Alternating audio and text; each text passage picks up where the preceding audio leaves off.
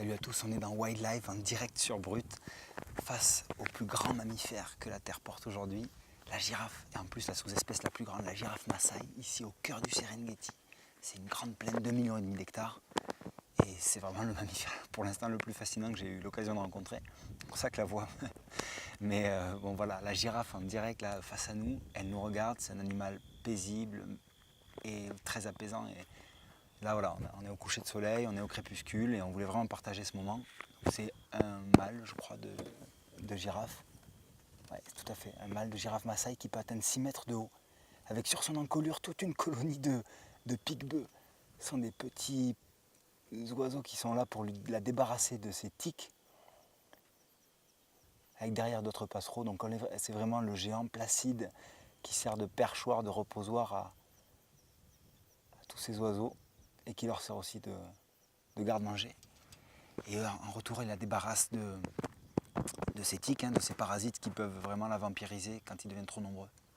Il faut savoir qu'on a déjà retiré plus de 1000 tiques sur des grands mammifères comme les buffles. Et la girafe, elle n'est pas exempte de ces problèmes-là, quoi. Et là, la girafe qui s'avance vers nous, non mais rendez-vous bien compte là que les effectifs de girafes, ils ont diminué d'un tiers en 30 ans. Entre 85 et 2015, on est passé de 160 000 girafes sur toute l'Afrique à un peu moins de 100 000. Donc la girafe, elle est classée vulnérable par l'Union internationale pour la protection de la nature. On est les dernières générations à voir la girafe vivante et pas dans un musée, si rien n'est fait pour sa protection. Alors ici, bien sûr, elle est complètement protégée. D'ailleurs, pour les Tanzaniens, c'est un animal assez spécial parce que, comme c'est un pays qui n'a pas été en guerre, on considère que les Tanzaniens sont aussi paisibles et pacifiques que les girafes. Un animal qui évite en général les conflits, les batailles. Et là, on voit qu'elle passe devant nous avec grâce, prestance.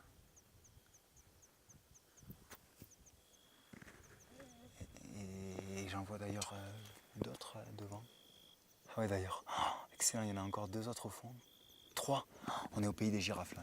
Là, c'est hallucinant. On en perd une, on en retrouve 3.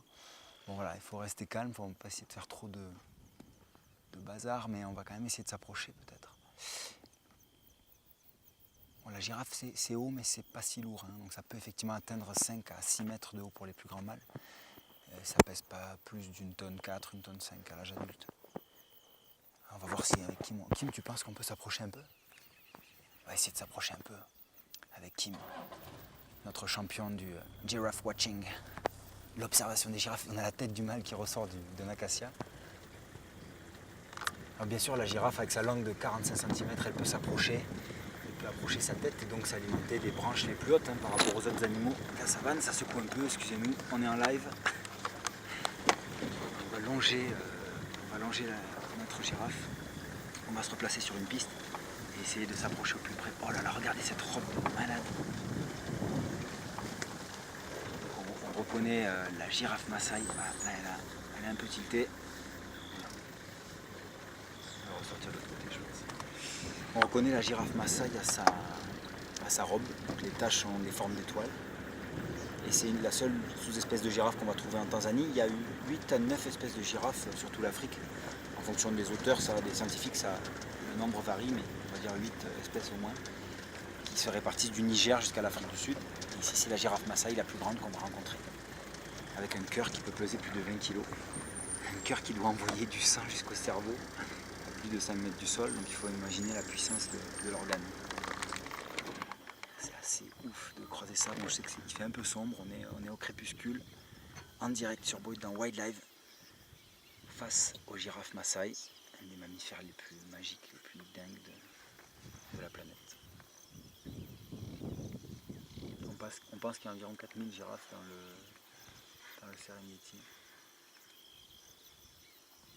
Et les pique-bœufs, vous les voyez à l'œuvre là, de l'épaule au dos, ils sont jusque sur le cou, ils sont en train de chercher de quoi manger dans le pelage de la girafe. Il y en a un qui est sur sa bouche, énorme. Hop, il passe du coup à la bouche, elle est nonchalante, elle ne tire rien. On voit sa langue qui de temps en temps vient se lécher un peu les babines. Oh là là, la poitrine de la girafe, c'est un animal dinosaurien, quoi. On dirait un diplodocus des temps modernes, c'est fou. cette longue queue, elle me fait penser d'ailleurs que les girafes peuvent être braconnées pour leur queue justement, bon, bien sûr pour leur viande, mais aussi pour leur queue qui avait des propriétés. On considérait que c'était un cadeau assez prisé qu'un jeune homme pouvait faire à une jeune fille. Donc on braconnait pas mal les girafes pour leur queue et bien sûr pour leur viande, puisque 1 tonne de viande c'est déjà pas mal pour des gens qui n'ont parfois rien à manger. Mais il faut absolument sauver ces espèces, bien entendu. Donc aujourd'hui, la chasse à la girafe est complètement interdite. Et d'ailleurs, on m'a dit ici que le braconnier qui serait chopé à tuer une girafe, ben voilà, pouvait dire adieu à sa famille. C'est ce qu'on m'a dit texto. Et là, on va avoir une scène assez folle. C'est-à-dire qu'on quitte notre mâle girafe et on a devant nous sur la piste, on va continuer à avancer sur elle, un mâle et 2 femelles, je pense. En tout cas, on voit bien 3 girafes qui nous regardent. On dirait des aliens. J'ai l'impression d'arriver sur une nouvelle planète et qu'elles m'attendent. C'est énorme, les gars. On est en direct au cœur du Serengeti, au cœur de cet écosystème hallucinant et menacé par l'augmentation de la démographie humaine aussi. Il faut savoir que l'Afrique, elle pourrait passer d'ici à 2100 de 1,2 milliard d'individus à 4,4 milliards d'humains. Donc quadruplé en 80 ans. Donc on est bien sûr, on impacterait les espèces de façon irréversible si on ne changeait pas nos comportements.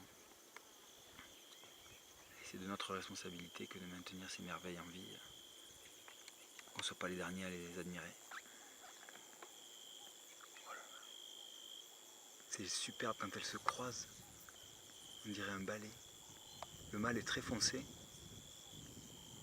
tandis que la petite femelle qui est derrière, on dirait un peu Sophie la girafe avec ses taches plus claires.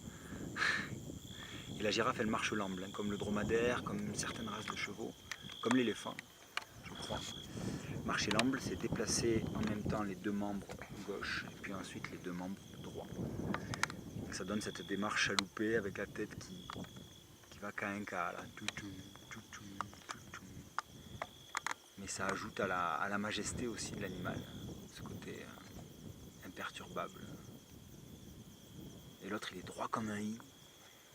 Il nous dit, les gars, il faudra me passer sur le corps.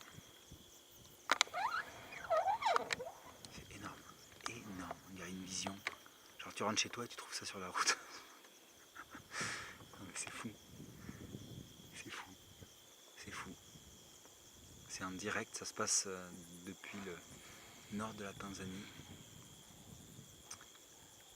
On a quelques signes d'oreilles qui prouvent que c'est pas une girafe en bois, loin de là. Elle est bien vivante. Elle fait plus d'1 tonne. Et elle nous toise du haut de ses 6 mètres. On est au pays des girafes, donc on est partout autour. Je me crois dans Jurassic Park, c'est extraordinaire. Certes, il commence à faire sombre, mais c'est vraiment un moment qu'on voulait partager avec vous parce que la girafe, elle a besoin de soutien. Et il y a du braconnage qui la concerne encore. On pose notamment des collets. On a le grand mâle qui va se déplacer. On trouve encore des collets, donc des collets d'acier, de fer, qui sont posés dans les buissons. Et quand la girafe passe entre 2 arbres, elle peut se faire étrangler par ces collets. On les retrouve parfois autour des cous de la girafe si elle a réussi à se dégager. J'en vois au moins 5, au moins 4 autour de moi. Pardon. Ok, il y en a 2 cachés dans les arbres à droite. Bon, ok, on est au pays des girafes. Respect total. On est face à les animaux les plus extraordinaires du monde. On en profite. Le mâle se reconnaît à ces 2 ossicones au sommet du crâne, donc ce sont petites cornes qui n'en sont pas, c'est de l'os en fait.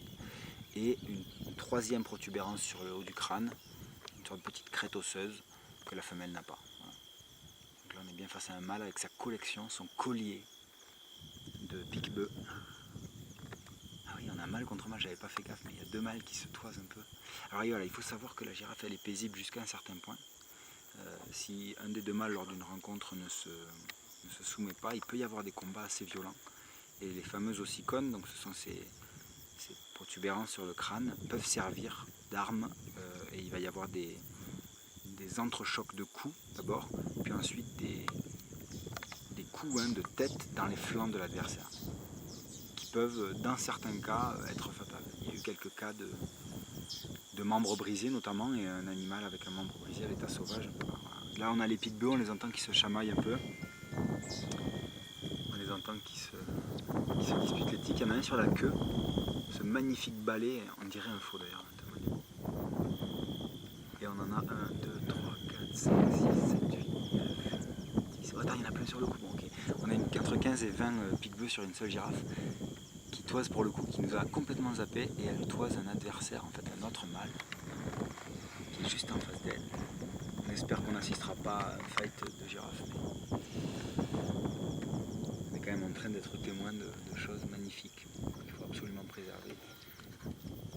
Je parlais tout à l'heure de la démographie humaine, c'est valable sur tous les continents, qui fait reculer la vie sauvage. On appelle ça la perte d'habitat, c'est-à-dire cette savane magnifique, dans les endroits où elle n'est pas protégée, pas dans des parcs nationaux ou des réserves, elle est rapidement gagnée par les populations humaines pour le pâturage des bovins, des troupeaux domestiques et les cultures de végétaux. Regardez, ils se croisent là, un croisement de coups, avec un petit nuage rose derrière, c'est super.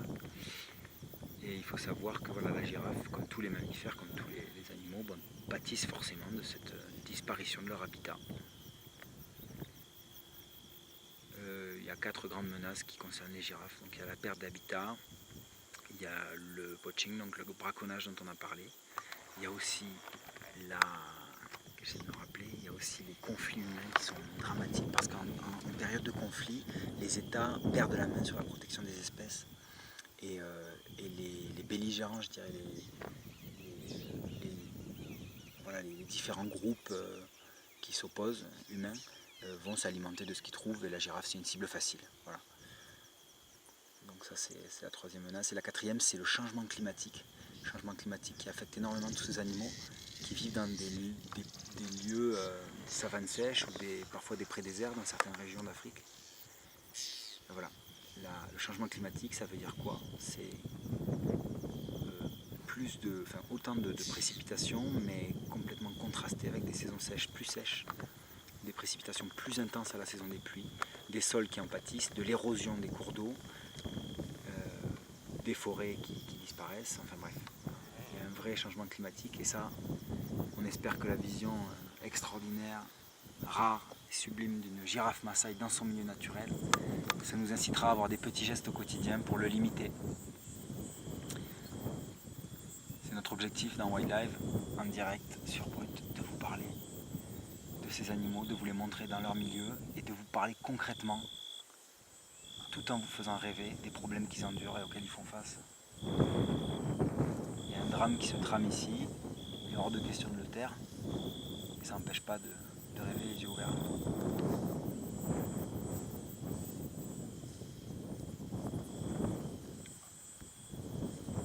Extra.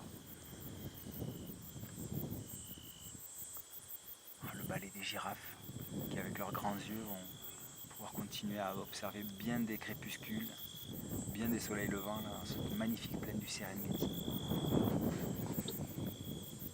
Je pense qu'il fallait absolument partager ça. Énorme. Et se rendre visite les unes aux autres. Il y en a encore 2 là-bas.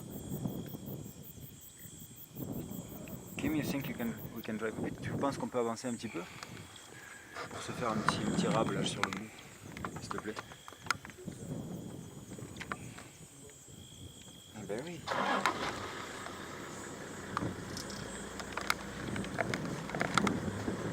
Kim, mon expert en biodiversité, qui me rappelle que la girafe est le symbole de la Tanzanie, comme je disais tout à l'heure, parce qu'elle est très paisible, pacifique, elle n'est pas en conflit, elle préfère éviter les problèmes et elle a ce calme olympien qui la caractérise et qui est admirable, il faut l'admettre. Comme Kim d'ailleurs, qui est hyper calme. Merci Kim.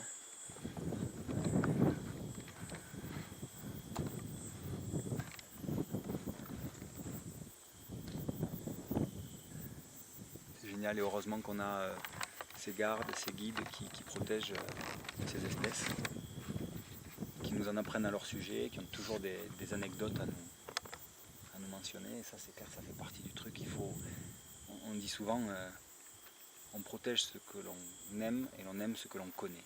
Donc il faut absolument pousser à la connaissance. Il faut connaître notre biodiversité planétaire. Elle appartient à personne, mais elle nous revient à tous, symboliquement. Il faut la connaître. Ah, elle va aller brouter.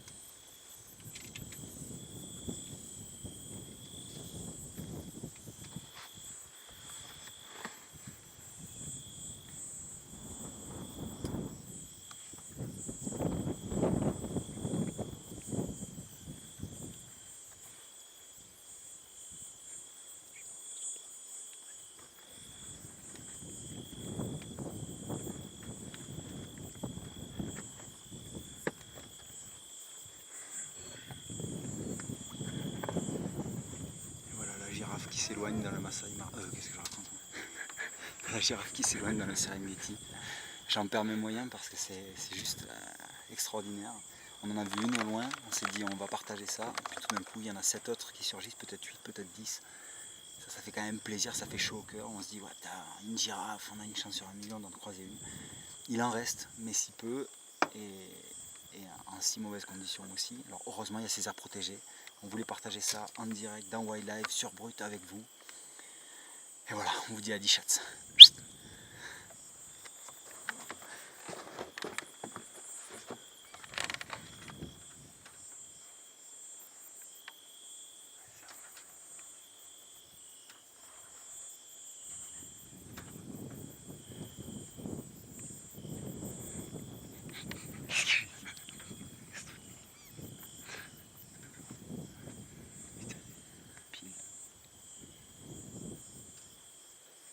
Very nice. Merci Kim. De rien.